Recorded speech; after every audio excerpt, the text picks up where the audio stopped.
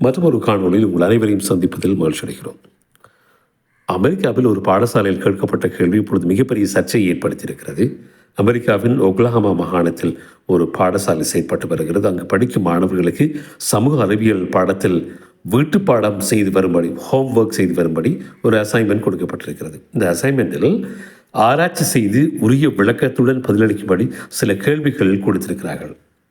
அதில் கேட்கப்பட்ட கேள்விகளை கண்ட மாணவர்கள், பெற்றோர் மிகப்பெரிய ஒரு அதிர்ச்சிக்கு ஆளாகி இருக்கிறார்கள். என்ன கேள்வி? இதில் இடம்பெற்ற கேள்விகளை ஒரு மாணவின் தாயார் சமூக வலைத்தளத்தில் பதிவிட்டிருக்கிறார். அது மிகப்பெரிய சர்ச்சையாக இப்பொழுது மாறி இருக்கிறது. அதில் இடம்பெற்ற கேள்விகள் இவைகள்தான். உலகம் உருவானது எப்படி? அதனை உருவாக்கியது யார்? எப்போது தீமை தோன்றியது? இப்போதும் உள்ளதா? ஒழுக்கம் என்றால் என்ன? மதம் என்றால் என்ன? கிறிஸ்துவம் என்றால் என்ன? கிறிஸ்தவராக இருப்பதன் அர்த்தம் என்ன? கடவுள் இருக்கிறாரா இல்லையா? சாத்தான் இருப்பது உண்மையா?